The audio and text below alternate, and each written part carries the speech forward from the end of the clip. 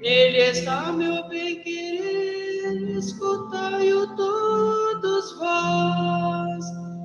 Aleluia, aleluia, aleluia, aleluia,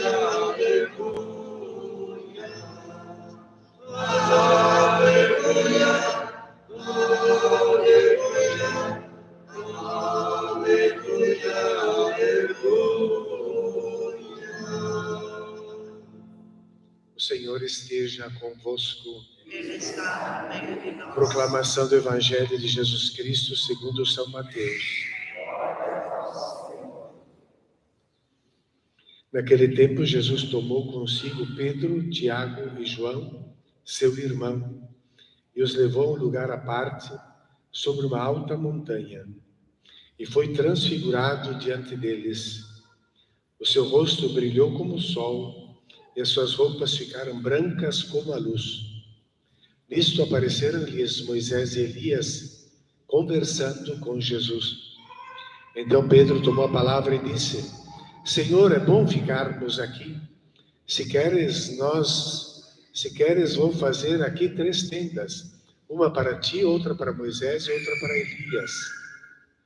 Pedro ainda estava falando, quando uma nuvem luminosa os cobriu com sua sombra, e da nuvem uma voz dizia: Este é o meu Filho amado, no qual eu pus todo o meu agrado, escutai-o. Quando ouviram isso, os discípulos ficaram muito assustados e caíram com o rosto em terra. Jesus aproximou, tocou neles e disse: Levantai-vos e não tenhais medo. Os discípulos ergueram os olhos e não viram mais ninguém, a não ser somente Jesus. E quando desciam da montanha, Jesus ordenou-lhes: Não conteis a ninguém esta visão, até que o Filho do Homem tenha ressuscitado dos mortos. Palavra da salvação. Glória a vós, Senhor. Deus é Rei, é o Altíssimo, muito acima do universo. Deus é Rei, é o Altíssimo, muito acima do universo. Irmãos e irmãs, já nesse canto do Salmo, Deus é Rei, é o Altíssimo, muito acima do universo. Ele está além, na transcendência, que vai para além. Daí nós temos a transfiguração, que é uma outra figura de Cristo, que não só aquela que a gente podia ver na carne, que eles podiam ver na carne de Jesus, mas é uma transfiguração, mostra outra coisa, uma coisa que vai para além. Daí também, neste ícone que nós temos aqui, pena que eu não posso engrandecer muito, mas esse remetá. Esse metá nós traduzimos por trans, e depois remetá, morfosis. Então, que vai assumir outra forma, não essa forma, outra forma, a famosa metamorfose, que vai dando uma outra forma, uma outra figura para a realidade. Isto vem expresso, então, nessa liturgia, que nós cantamos que Deus é o Altíssimo, muito acima do universo, que ninguém podia ver. E essa experiência da impossibilidade de ver Deus, que São João vai falar claramente no Evangelho, ninguém jamais viu a Deus. E aparece aqui também uma linguagem simbólica, figurada, nesse Salmo 96, diz que diante dele as montanhas se derretem como cera. É a grandeza de Deus. É aquilo que eles pensavam, os hebreus, que diante de Deus, ninguém pode ver Deus e continuar vivo. E por isso também que Pedro, quando faz a experiência de ver de Jesus que caminha sobre as águas, ai de mim que sou um pecador, agora diante de Deus, viu a glória de Jesus naquele gesto. Então aí a cera se derrete, uma montanha se derrete como a cera ante a face diante do rosto de Deus. Esta grandeza de Deus é manifestada aqui no Evangelho com essa linguagem, roupas brilhantes, brancas como a luz, e Jesus, seu rosto brilhou como o sol, o rosto de Jesus, o sol. Então, para o sol a gente não pode olhar diretamente. Isso também é representado aqui, de certa maneira, como nessa pequena representação do ícone. Nós temos os 3 apóstolos. Primeiro a gente vê eles subindo a montanha, Jesus na frente. Depois Jesus na sua glorificação e os 3 ali com o rosto por terra. Porque essa é a nossa realidade humana. Não podemos ver além daquilo que está aqui nesse mundo com os olhos da carne, né? Então, são com os olhos por terra, aí são os limites dessa coisa. Mas aqui temos, então, uma das grandes tentações que cada um de nós, que toda a humanidade sempre teve, de encontrar na religião um conforto e uma fuga das realidades que nos desafiam para o trabalho, para o compromisso, para o suor, para o amor, para a morte.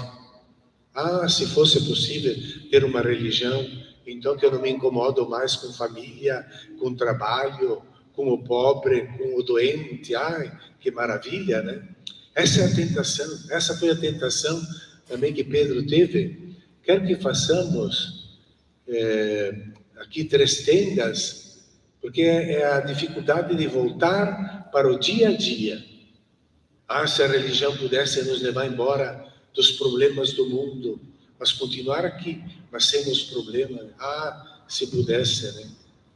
E então essa a tentação de Pedro, e nisso foram envolvidos na nuvem. A nuvem é sempre símbolo da presença de Deus, desde o Antigo Testamento. Tudo é uma linguagem simbólica,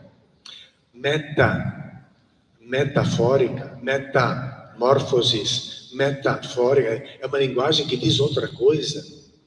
É claro que Deus não está numa nuvem que é composta por vapor de água, mas simbolicamente ela está acima. Até no íconezinho aqui que coloquei na página no lado ali para os dizimistas, tem uma nuvem bem clara em cima de Jesus. É a presença de Deus, da transcendência. Então, envoltos em Deus, aí eles ouvem a voz de Deus que vem revelar, de fato, aquilo que é importante sobre Jesus. Este é o meu filho amado. Escutai-o, meu filho predileto, escutai-o. Está dizendo para Pedro, para Tiago, para João, está dizendo para escutar Jesus. Escutar Jesus. Ali está a resposta para a nossa vida. E eles fazem essa experiência, então, lá, nessa contemplação no Monte Tabor, uma experiência que deve vir para nós também. Escutar a Ele. Claro que aqui Pedro os vê antes Jesus conversando com Moisés e Elias. Essa conversa é o diálogo e se trata da revelação de Deus. É claro que Deus se revelou no Antigo Testamento, representado por Moisés. É claro que se revelou também na voz dos profetas, aqui representado por Elias.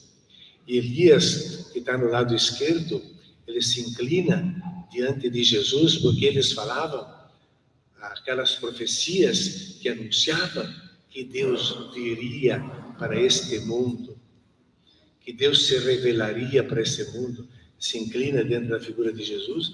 E Moisés, no lado direito desse pequeno ícone, ele traz um livro que simboliza a lei.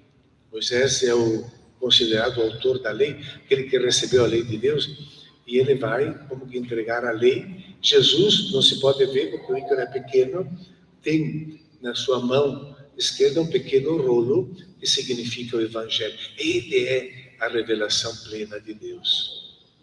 e que vence o mal. Essa experiência, então, da transfiguração de Jesus nos garante a vitória. Nós já participamos também dessa vitória, da vitória. Mostra o lado vitorioso sobre as forças do mal. E é claro, então, que essa tentação que Pedro teve, ela é interpretada por Santo Agostinho. Escrevi isso aqui no Carpinteiro, a parte para os nossos dizimistas, paroquianos e benfeitores, aí diante dessa palavra escutai-o, porque aqui tem uma mensagem muito forte, a questão das tendas, 3 tendas. A tenda é uma palavra que na religião hebraica simboliza a presença de Deus. É a famosa Shekinah, a Shekinah. Onde é que está Deus? Na Shekinah, na tenda, na Shekinah. E que no grego veio para uma palavra, para um verbo skenol. E lá em São João, quando diz o verbo se fez carne e habitou entre nós, em skeneusen. Ele armou sua tenda no meio de nós. A tenda simboliza a presença de Deus. E Deus está na tenda, a tenda da aliança. Então, eu quero que façamos 3 tendas. Parece que vamos ter a presença de Deus em Moisés, em Jesus e em Elias. Aí a voz os envolve, escutai-o. E aí, de repente, Pedro só vê Jesus, porque há uma só tenda da presença de Deus no mundo, que é Jesus Cristo. Uma só tenda. Mas então Santo Agostinho, interpretando esse escutai-o, a Jesus tem que escutar, ao Evangelho. O Papa dizia, hoje em Portugal, na missa lá com os 1 milhão de jovens do mundo todo, ele dizia claramente, né, essa ansiedade de escutar, de ouvir a palavra de Deus, né? E escutar a quem? Quem é que vamos escutar? A gente pode se enganar, tem tantas religiões falsas. Meu Deus do céu, o mundo está pulverizado de religiões desonestas. Escutai-o, vamos ler o Evangelho, vamos meditar o Evangelho, aí temos a resposta. Quem é que vamos escutar? Os pastores, os que fazem sucesso no rádio e na televisão? Jesus Cristo é que tem que ser escutado. Santo Agostinho interpreta o convite do Pai assim, ó. Desce, Pedro. Desce, Pedro. Querias repousar sobre a montanha? Desce e vai pregar a palavra de Deus. A transfiguração do Senhor é para nós, como recorda o Papa Francisco numa outra ocasião, um convite à experiência do encontro com Cristo, porque iluminados pela sua luz, pela luz do Evangelho, não a nossa, não as mentiras que às vezes nos iludem, iluminados pela sua luz, poderemos elevá-la e fazê-la resplandecer por todo lado, como pequenas lâmpadas do Evangelho. Nós somos essas lâmpadas da presença de Jesus que ilumina o mundo nos dias de hoje. Fiquemos de pé, irmãos e irmãs, renovemos a nossa fé na ressurreição, na vida, na glorificação, na vitória sobre o mal e sobre a morte, rezando a nossa fé. Creio em Deus Pai Todo-Poderoso, Criador do céu e da terra, em Jesus Cristo, seu único Filho, nosso Senhor, que foi concebido pelo poder do Espírito